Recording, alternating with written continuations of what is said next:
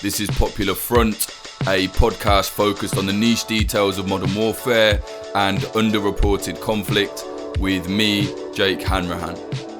Today we're speaking again to researcher and writer Abdullah Hawez. He covers everything related to conflict in Kurdistan and then some. Abdullah is going to be speaking about the recent battle between Kurdish PKK militants and the Turkish military.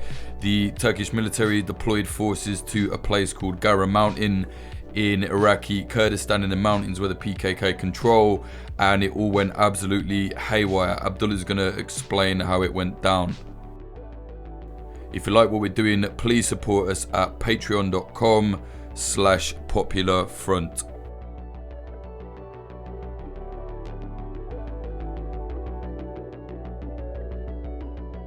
Okay, Abdullah, welcome back, firstly. So let's go over what happened recently. There was a situation in Kurdistan where Turkey, I mean, it's a little bit hazy. They said they were going in to rescue some of their POWs. They reckon they were going to be in and out in a day, and it turned into this full-on, like, small-scale conflict for a few days. Maybe just go over from the start. What actually happened and what's going on now? A couple of weeks ago, Turkey announced a new military operation in Iraqi Kurdistan. I mean, that's exactly what they said. The official announcement was that they are going to announce a new military operation in Garê mountains. So Garê is around 40 kilometers within the Kurdistan border.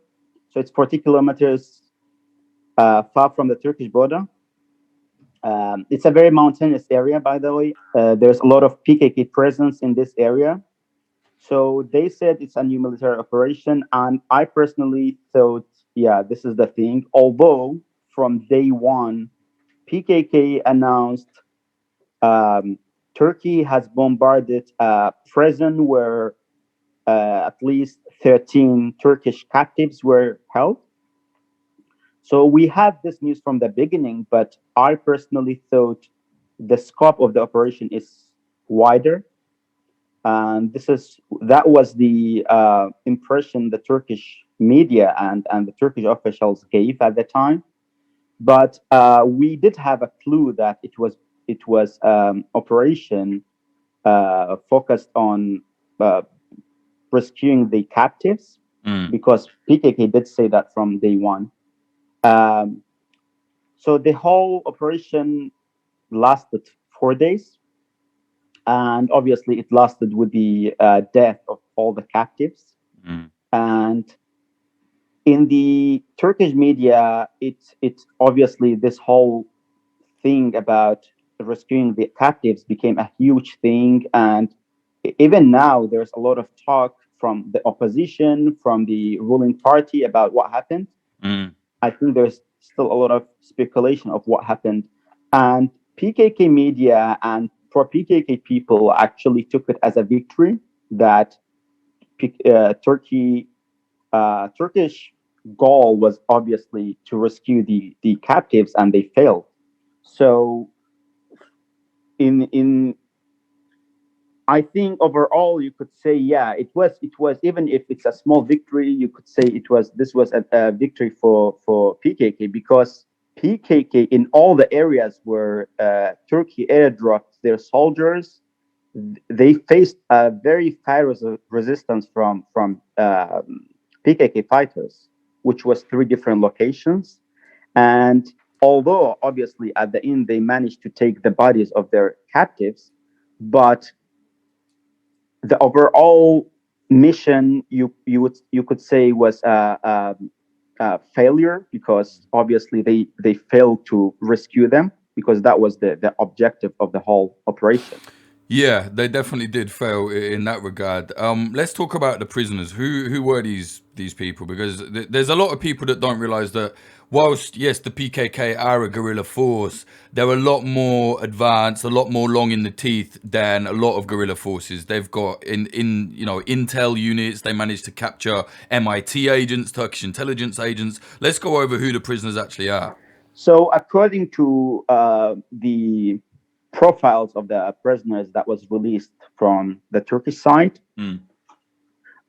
They were apparently soldiers and police that were captured by PKK, mostly inside Turkey, mostly in the southeast of Turkey, and obviously they managed to take them to Iraqi Kurdistan. So they were mostly soldiers and police. But we have to remember PKK have also taken MIT agents and other people as well. So the Turkish side, especially the Turkish defense minister, tried to show at least some of them as civilians, which is, I think, not true.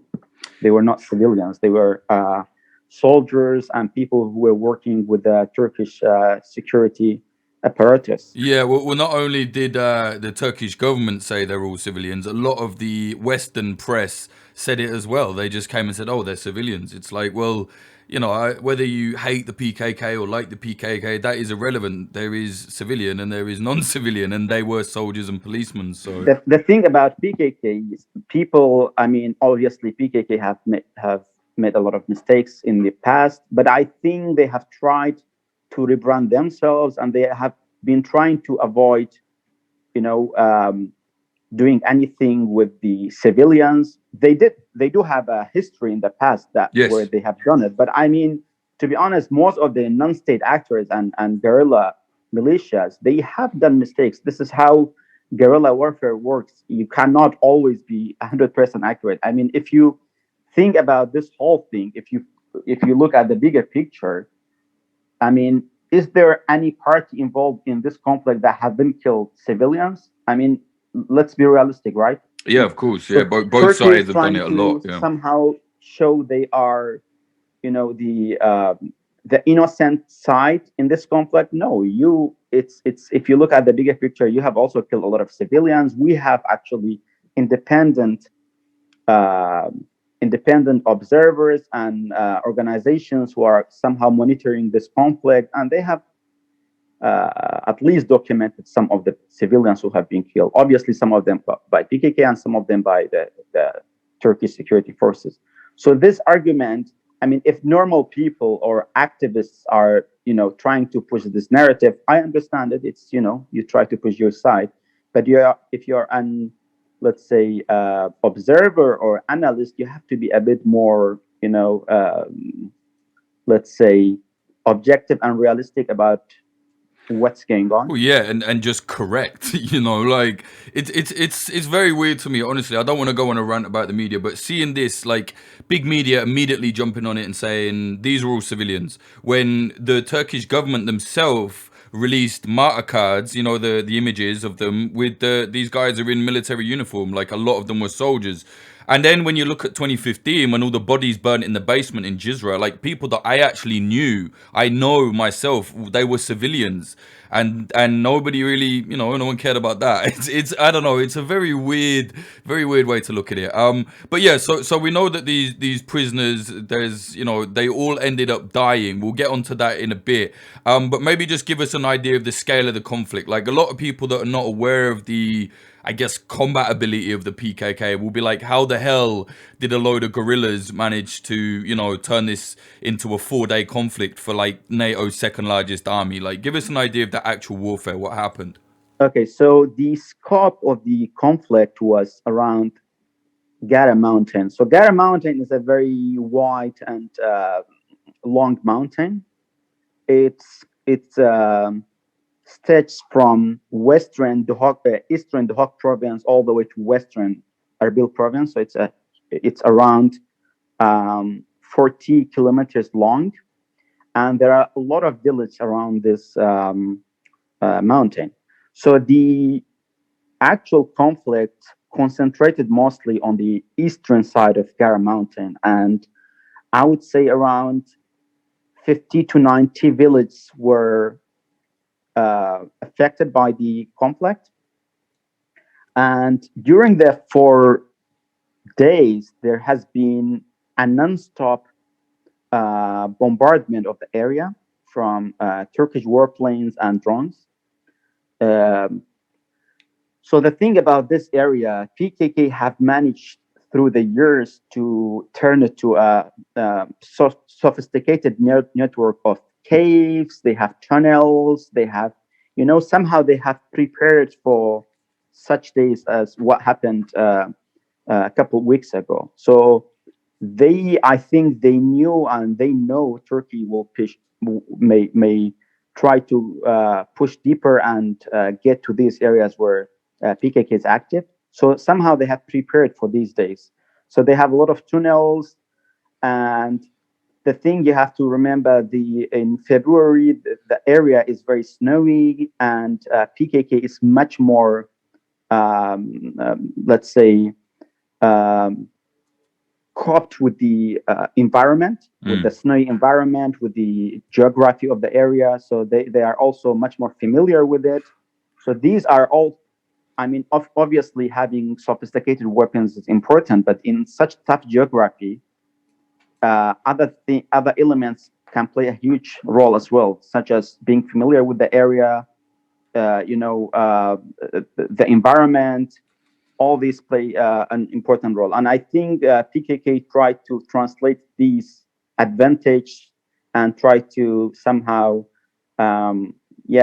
make the help for to Turkish soldiers. Yeah, I mean, they really did. I saw a little bit of footage from there, and anyone that knows anything about war will know that the terrain is just hell. Like, it's jagged rocks, it's valleys, it's tunnels, it's caves. For a conventional military, like, that is hard for anyone.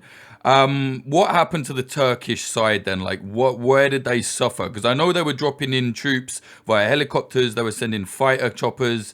How did they, kind of end up in this quagmire? So they, from what I know, from local sources, from local media, from people that I have talked to, obviously, apparently, Turkey had prior information about the captives. So it may be obviously that the objective of the whole operation was to rescue their captives. So they dropped soldiers in 3 different locations. One of them is on the top of the mountain, which is obviously the terrain is much more challenging. And then they also dropped soldiers in 2 villages, which are a little more plain. And from there, obviously, there are varying numbers about how many soldiers were dropped, but I think they were, some say more than 1,000, some even say 2,000. So the numbers were huge. The thing is, we still really don't exactly know what happened, because you have Turkish media who say their own, version of what happened. You have PKK media. And then I think if you are an observer like me, you have to read both and then try to understand the whole picture based on, pulling all these different and conflicting information. So it seems that PKK did manage to resist the Turkish soldiers. By resisting, I mean they managed to clash with the Turkish side, which made it much more difficult for the Turkish soldiers to stay on the ground. Because, first of all, at least on the mountains, from what I heard from people, they were somehow in one location, they were actually surrounded by PKK soldiers and PKK fighters, and they actually Turkish choppers managed to rescue them. So that in one situation, that in one location, the situation was really dangerous for the Turkish side. So the thing about the thing about this is that PKK did manage to clash with the Turkish soldiers in every single location where Turkish troops were dropped. But how many Turkish soldiers were killed, we still don't know. I mean, Turkey obviously have their own version, and PKK have their own version. We don't really know. But at least several Turkish soldiers were killed. This is like, this is even the Turkish side confirmed 3. PKK says, I think, around 14. it's probably something in between. Yeah, I think so. And the PKK, they announced some of their fighters, right? I think they lost like, I don't know, what was it, 10 maybe or something? 14. They 14, even okay. published. Yeah, they published their. I think the 14 were guards of the prison where the captives were held, and then Turkey obviously said something around 50. We don't really know. Yeah, this is the problem. So what is this prison? Like, give us an idea of this, because it's not, these are guerrillas. It's not a conventional prison just sat there. How are they having their own prison in the Garê mountain there? So again, there are several versions of the nature of this prison, how these prisoners were kept there. The thing, many of these areas actually are controlled by PKK, especially on the top of the mountain. As you said, the terrain is crazy. I mean, these areas have not been firmly controlled by anyone for hundreds of years, by the way. Even during the Ottoman Empire, these areas were no man's land somehow. So everybody was, this area is as I said, difficult. But PKK since the 19th have managed to obviously make this area their own territory. And given that they have been there for a very long time, so they have tried to build presence, let's say, within caves. This is at least the version that the Turkish side is giving, which I think probably that's true. It's probably that person is probably in a cave. Yeah, it makes sense in terms of the geography and how things are in this area. How PKK have managed to have a presence? Obviously, as you said, PKK people may see PKK as a simple guerrilla militia, but PKK is much more sophisticated than this. They have actually many institutions, and they do even have an intelligence arm. Now they have a unit where they have drones. They have presence. They do it. I mean, PKK is a mini state in itself, and they are the thing with PKK, because it's very decentralized, and we only see the few PKK people who are in Kandil. We see, oh, this is PKK. It's actually PKK, and its institutions are a bit more sophisticated than this. One example, I'll give one example so that people understand. In Suleymaniye, around 2007, it was around 2016 or 17. So there was an attempt by MIT to capture or kill Jamil Bayek, which is the de facto leader of PKK. And so PKK knew about the plot. They actually reversed it and arrested both the MIT agents, and they even showed them on TV later.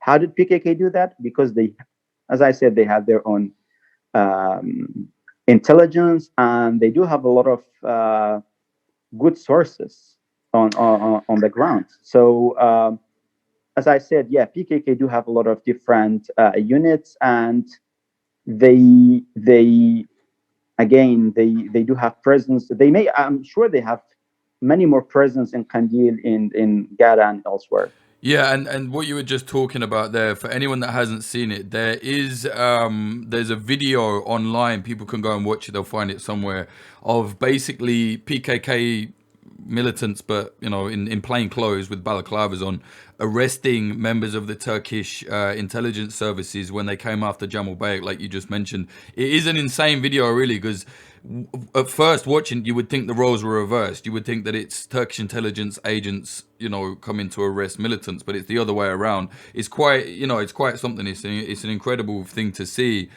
Just from like how the organization would have gone, the organizing that would have gone into it. And also there's an incredible documentary that people should watch called, I think, Baka North. And basically they go into the mountains with the PKK, and they go underground, and there's a fucking hospital like underground in the caves in the mountains. Like, it's a fully kitted out hospital, basically. Like, it's incredible. So they got a lot going on down there. Abdullah, let's just talk about Iraq and Kurdistan for a second. So, like you said, PKK, they do control that area, but they're in the autonomous zone of Kurdistan, which is in the country of Iraq. And Turkey just went in there. Like, firstly, what did Barzani, what did the KDP say? And secondly, what has Iraq said about this? KDP and KRG, I mean, KDP is the ruling party and KRG is Kurdistan Regional Government. And they were silent. They didn't say anything at all.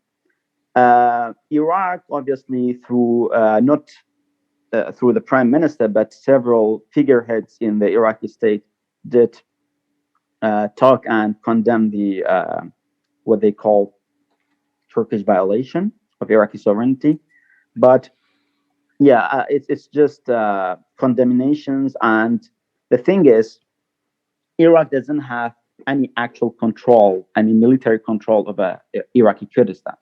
And they cannot actually, they're not allowed to enter Iraqi Kurdistan. So it's what they can do is mostly condemnations. The actual control of the area is controlled by KDP, this side, but Kurdistan itself, Iraqi Kurdistan, is controlled partially by KDP, the ruling party, and then by PUK, which is another party that also is part of the KRG.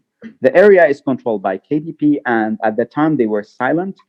But later, after the operation ended, an advisor to the Kurdistan president, Babakar Zebari, who's also a family member of the Barzani family, he said, we didn't know about the operation, but we think the operation was successful and Turkey achieved its goals. So this is all what they said, but I think obviously they cannot do much about it. They are becoming more and more like a client actor of Turkey, because economically they are very dependent on Turkey. And the fact is, because the U.S. role is gradually, whether we like it or not, is declining in the Middle East, the smaller actors have to rely on regional players. It's just, the thing is, it has been this way for a very long time for Kurds. It's nothing new. For hundreds of years, even Kurdish principalities, let's say 300-400 years, they always were either allied with Ottomans or with the Persian empires like Safavids and others. So for Kurds, I mean, people may not know about the history, but this is how it has been. So it's, for me, as somebody who has read about Kurdish history, I'm not surprised that things are the way they are, unfortunately. Yeah. I mean, like, what was it, Mahabad, where it lasted, like, what, 40 days or something like that? It didn't last long when they did it on their own, right? Mahabad Republic, which some people call Kurdistan Republic, was in a small part of Iranian Kurdistan. And because they were heavily relying on the Soviet Union, it lasted for, as you said, for a very small period, because Soviet Union withdrew its support and it collapsed. Let's talk about the prisoners now. So there's a lot of speculation. There's a lot of what I would consider just bias reporting on this. A lot of people immediately, without proof, without a single photo of a body, without anything, just said, yep, the PKK executed them all. Now, the PKK said, no, we didn't execute them. There were airstrikes. Turkey dropped airstrikes on the positions. Now, I've seen the footage. The PKK, to be fair to them, have released more footage about it than anyone else. They've said, here's the footage of strikes. You can see some kind of strike happening in the mountain area there, but they were meant to be in a cave. So I don't know how an airstrike would kill you like that in a cave. I'm not sure how it works. But again, there is footage, and Turkey has released some footage, or at least one of the soldiers did. They're kind of crawling around in the cave, but they don't show a single body. It's all very weird. Let's talk about it. What do you think has happened, and what are people saying happened to the prisoners? So there are three versions of what happened. Two were pushed by PKK. First, they said there were airstrikes. Actually, they said that from first day of the operation. It's all over internet for people to see. But later, PKK have actually changed. They said Turkey has used chemical weapons. And there's this version as well.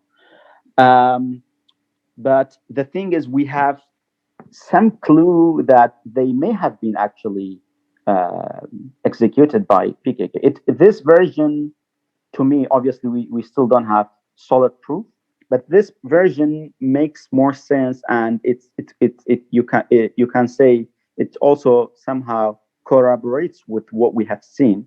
The thing is, we had 13 people. One of them was actually Iraqi Kurd, which PKK accused of spying, and later his body was returned to Iraqi Kurdistan in Duhok. Yeah. So we have seen kind of the body where he has been shot. So we have this. The problem is we don't know how they were killed, but the bodies, at least some of them, the Turkish side claims were seen by their family. But as I said, because of the climate in Turkey, we don't really know what's happening again, because whatever you do, you may end up in prison. This is another problem. But for me, there are two things. If they were killed by an airstrike, obviously their body would be much more damaged. Yeah. Which we haven't seen that. At least as I said, my what I'm saying is based on the pictures I have seen of the Iraqi Kurdish guy who was also among the 13 that were killed. So he was executed, you think? He was shot in the head, basically, you're saying?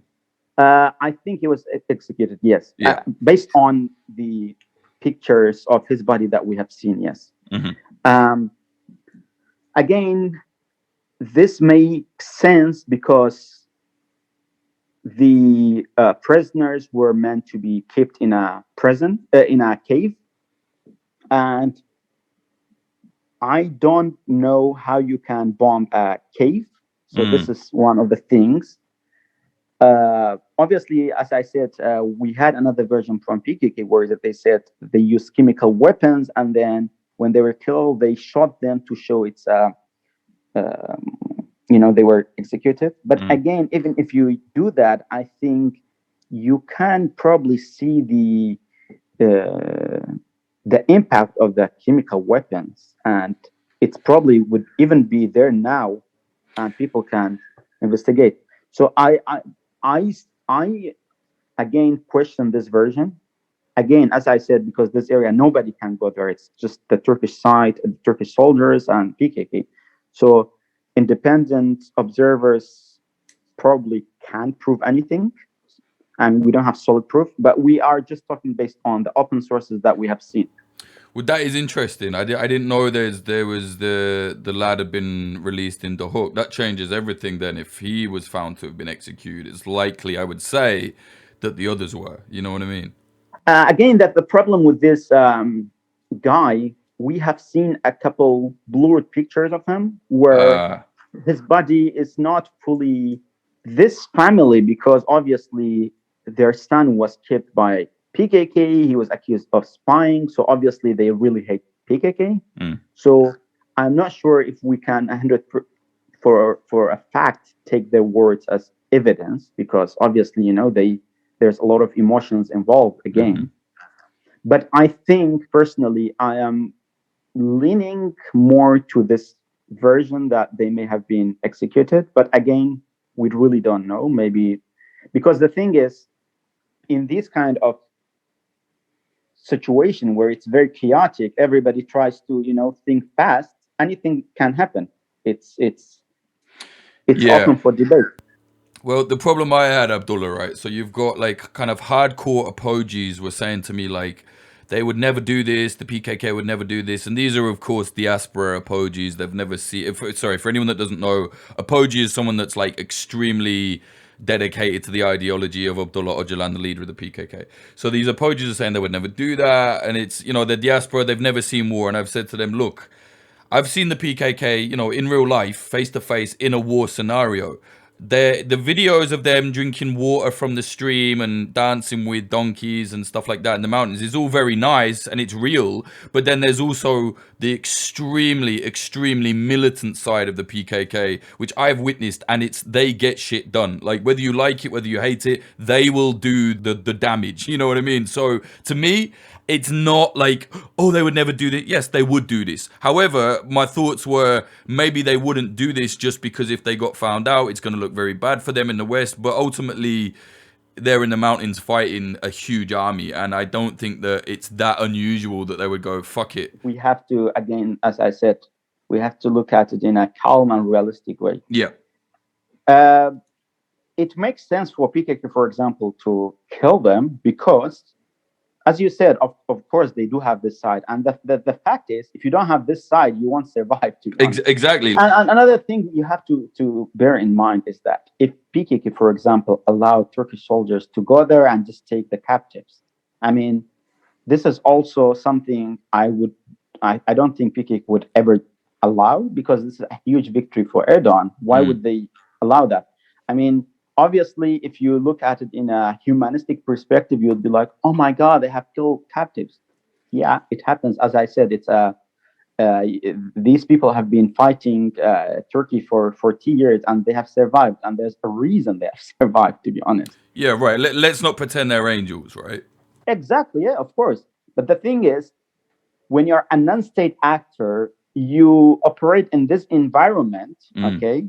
And you are fighting a very sophisticated army, whether we like it or not. They have been trained they are part basically of NATO. Like, their system is very sophisticated, especially for a militant group like PKK, who are just, fighting with these basic weapons. Obviously, sometimes you have to be tough, otherwise you won't survive. Obviously, I'm not defending any party, but I'm just being realistic about the whole situation. Well, this is the problem. When you try and say, like, look, yes, this is bad in war, like, I don't like it either, but it's like, it happens. This is what these militant groups will end up doing. The problem is, I think specifically a lot of people in the West have a really romantic view of guerrilla warfare. They don't realize how brutal it often is, because, like you said, it's a smaller force fighting a very bigger force.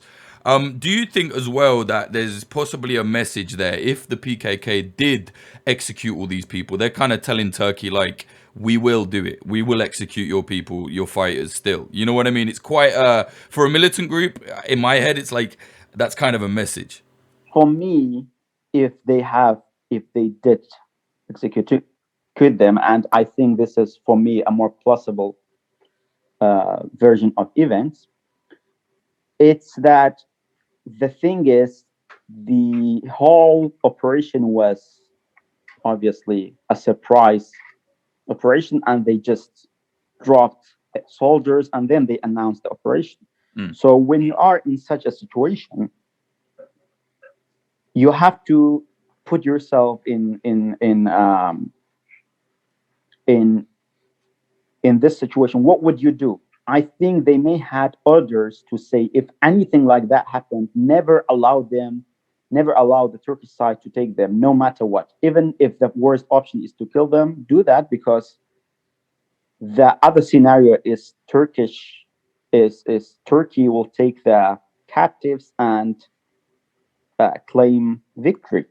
So if you look at the bigger picture, obviously we talk about 13 human beings, but there's more at stake than 30 human beings. This is the thing. For the militants, I think you're probably right. As grisly as that is, and I'm sure people get very angry with us for talking about this, but that's the reality of what it is for the people fighting the conflict, as nasty as that is. There was some reports that some of the captors, some of the prisoners of war, they tried to appeal to the Turkish government. They tried to send letters via the HDP. What was that about? This is obviously before they were killed. They were trying to get out, right? There was some kind of deal was trying to be made, I think. Again, yeah, this is the thing. Right now, there's a lot of debate in Turkey, and Turkish opposition as well are questioning the whole motive of this operation, because there were attempts to uh, release them, but obviously they failed. This is why they did the operation. But Turkish opposition have very valid questions. Some of them are actually so valid that it's making the ruling party so angry, because they know it's so. Uh, they are very good questions, and although maybe ordinary people cannot, discuss this whole issue much, but at least the opposition figures, they they have more, let's say, freedom to discuss this issue, and they have been discussing it. I mean, it's still in the agenda in Turkish politics, because the whole operation was very, I would say, very irrational. And it's, I mean, if you attempt such a thing, there's a huge chance that they won't survive. You cannot rescue them, because there's uh, they are in a, maybe in a cave in a very mountainous area, and obviously there are a lot of guards who guard this area. And if for them, if the option is Turkey kill them and rescue the captives, obviously they would probably kill the captives as the worst case, as lesser evil. But as you said, there were there were channels through HDP, through other people, to rescue the captives. But given the environment in Turkey, given we know how Turkish government has shifted to the right because of their coalition with MHP, and the local politics have prevented any such attempts to succeed. So right now, the Turkish politics, for people who don't know, is very toxic. Even some basic things, some very rational basic things, are taboo to discuss, and you may end up in prison. So if, for example, you say, you know what, let's discuss that, let's try to find a way to rescue these people, you may end up in prison. It's that bad. So this is Yeah. why, although there were attempts to rescue them, but because of local politics, and because of the situation in Turkey, all these attempts were failed. And I would say, if you look at the bigger picture, the person responsible for what happened is Erdogan, not necessarily PKK, to be honest, because he did this operation in a rush, and without, calculating what will happen to these captives. Yeah, I think that is true going back as far as 2015 when, he scuttled the peace process with this very weird Apo Fedayeen group, which probably didn't exist, and killed some soldiers. Like the whole thing. Again, I think you really hit the nail on the head there. I say this and people get so tired of me saying it, but I really just don't. The West doesn't seem to understand, or it doesn't want to accept, that Turkey is operating as a totalitarian regime. This is not a democratic government. I mean, the way I try and get people who are unfamiliar with the situation to realize is this: a young man was arrested for saying Erdogan looks like Gollum. Like, there's lads doing 3 years in prison for tweeting against the government. Like, it is that bad. So to then try and raise some kind of, oh yeah, we need to free these prisoners who the PKK are holding, it's like you said, it's just very dangerous for anybody to do that, unfortunately. And I think you're right. The end result of all of that is this horrible massacre in Garê Mountain. This is the thing. I mean, when it comes to the state of democracy in Turkey and all that, the thing is, the worst thing to do in Turkey is to say anything about this whole Kurdish related issues. This is obviously the worst. And I think for some people, it's very confusing what's happening. You obviously still have opposition in Turkey. But again, normal people cannot discuss things. So it's only the few opposition figureheads. And I think this is why many people in the West are somehow confused with what's happening, because they obviously see opposition. And for them, for some people, they have a very robotic thinking when it comes to these things. They're like, okay, in democracy, you have ruling party, you have opposition, and the opposition are there. You have CHP and others, which is true, you do have opposition in Turkey, but there are certain things in Turkey, it's just a no-no. It doesn't matter which political party you belong to. So it's a very confusing situation. But obviously, the state of freedoms is deteriorating day by day in Turkey, unfortunately. Definitely, you're right there. It's like, a lot of or a lot of people in the West will say, "Oh well, they are still a democracy. They've got an opposition party," and it's like, yeah, that's a mirage. It's just vapor. Like they're not actually there to be the opposition. They're there to just show the West, hey, we have got opposition. Don't worry about it. And like they've been completely gutted. Like their teeth have been pulled out. It's useless. When it comes to Turkey and Turkish opposition, here's the thing: they obviously do have opposition. I do believe they have opposition. But here's the thing: unless you operate within let's say within some acceptable standards, you will be like HDP and you'll be excluded and you'll end up in prison. So you do have CHP, E-Party, and others who are opposition. But here's the thing with opposition in Turkey: when it comes to the important issues, they all agree on everything. When it comes to foreign policy, CHP, E-Party, and all of them, for example, supported the operation in Syria and Iraq. They supported deploying forces to, let's say, Libya. They supported what happened in Azerbaijan. They support what's happening with the Kurdish issue. So when it comes to the important things, they all agree, except, by the way, for HDP. So the opposition is there, but mostly it's the opposition. It's opposition to the day-to-day politics. But when it comes to the important things, they actually all agree. And by the way, they all supported AKP or ruling party motions when it comes to all these important issues, which are, by the way, I think these are the core issues and problems in Turkey. You're spot on, actually. I remember when Afrin was invaded and the mercenaries there were filming themselves looting, filming themselves murdering Hevrin Halaf, and the CHP, the so-called moderate party, were cheering the whole thing on and calling the Turkish military heroes for doing it. So yeah, you're right, actually. That is very true. What knock-on effect do you think this situation in Garê Mountain might have, if any? Obviously, what happened in Garê Mountains will, I think, have ripple effects for the months to come. And the thing is, obviously, that was a defeat for Erdogan. But again, as far as I know, Erdogan, he usually tries to capitalize, invest on these events to further expand his foothold in Iraqi Kurdistan. Because for him, see what PKK did. So it's an excuse for us to actually further, double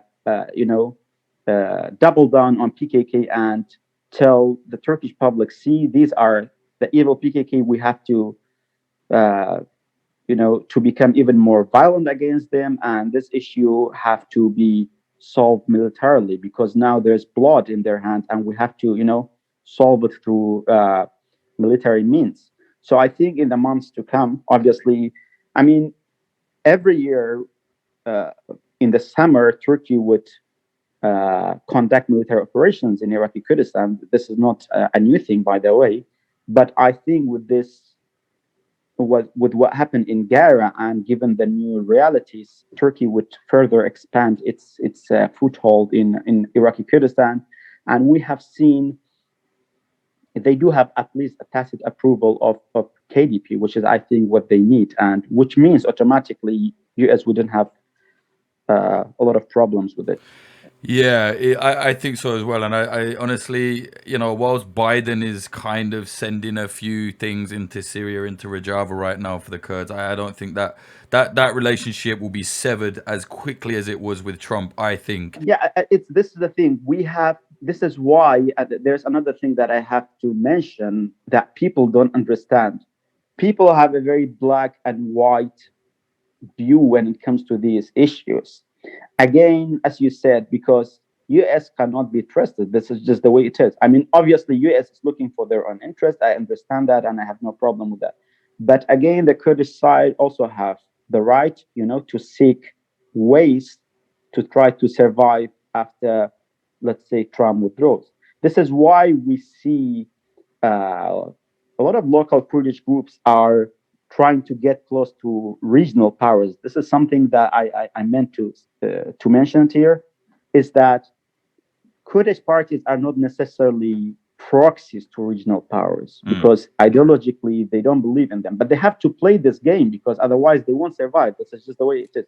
This is why if for example PKK and even YPG and others, if they were pushed to this direction, they may try to get close to Assad or to Iran, because this is the alternative is they will be wiped out by Turkey. So you have to be smart and play with what's available. Yeah. This is the situation. It's very easy for pundits at their desk in DC to say, well, it has to go this way. It's like, well, really, like you said, the Kurds have as much right for self-determination as anyone else does. You know what I mean? Abdullah, thank you very much for coming back on, man. Where can people find your work? So right now, if you go to Twitter, you can find me, and there are also links on my bio. My Twitter is Abdullah Hawez together. And whatever I have, I publish it there, and I put my links all there. It's a pleasure as usual. Speak again soon, mate. Thank you, Jake. Cheers, bro. Bye.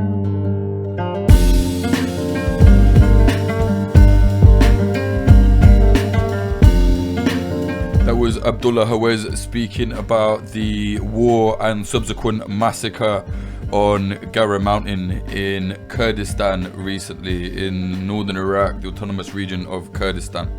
If you like what we're doing here at Popular Front, please do consider supporting us on the Patreon. Everything we do here is grassroots, independent, no corporate investment.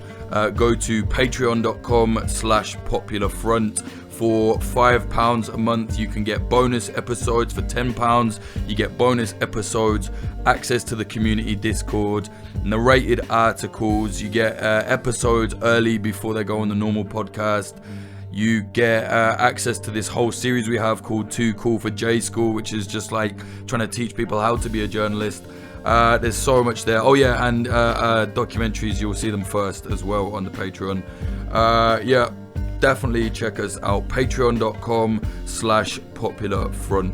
Thank you to our sponsors. This episode is sponsored by Oracle Coffee Shop in Portland, Oregon, USA. They're an independent coffee shop selling only fair trade products.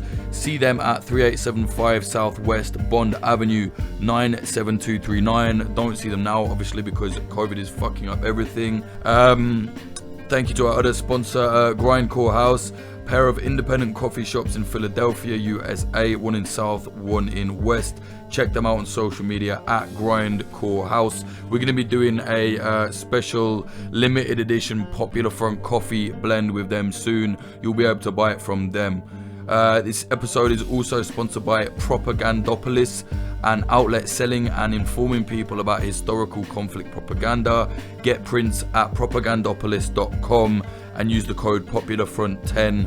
You'll get 10% off. Follow us on social media, Twitter at PopularFrontCO, Instagram at popular.front, youtube.com/popularfront. If you want to follow me, just at Jake_Hanrahan, HANRAHAN. My website, jakehanrahan.com. Popular Front website, popularfront.co. Intro music was by Home, and the outro music, as always, is by Sam Black. Check his music out at samblackpf.com. If you want to support us, if you want this to keep moving forward, the more money we get, the more money we put back into Popular Front projects. Go to patreon.com/popularfront. Thank you to the following Patreons for keeping this all moving. They are Cherry Cheng, Ben Marshall, Dallas Dunn, K Glitter Vulcan, Meredith Waters, Bethany Swoveland, C. O'Donnell, Adam H, Ryan Barbadillo, Damian Boyd, Larson8669, Bjorn Kirsten, Diamondstein, Jacob, Michael O'Connor, Taylor Kidd, Zach Packard, Todd Cravens, Alexander, Nicholas Butter, Ron Swanson, JD, Jav, Ian Froese, James Cully, Michael Akakan, Ethan Fitzmadrid, Joe Watt, Ed Coulthard, Johnny LaFleur, Clayton Taylor, Helen DeGenerate, Mike Barone, Liam Williams, Chris Cusimano, Degenerate Zero Alpha, Jojo Arani, DR, Trey Nance, Charlie, Amy R, Rubicon, Frank Austin, Amelia Me, Noah Ease, Christina Rivetti, Freya Northman, Ali Hunter, Moody Al Rashid, Bill Wilson, Andrew Hurley, Vida Provost, Brian McLaughlin, Tom Lochrin, Young Wasabi, Sarushe Hawazi, Tony Bin, Adam Bergschneider, Sebastian, Stephen Davila, Anthony Kabarak, Dan Dunham, Fletcher Tate, Chad Walker, Diana Gorvanek, Lawrence Abrahams, Peter McCormick from What Bitcoin Did, Emily Molly, Axel Iverson, Christopher Martin, Ryan Sandercock, Moritz Zumball, Kay Hardy Roberts. Thank you all so much. So yeah, check us out, www.popularfront.co. The website will be made a lot better as well soon. Cheers.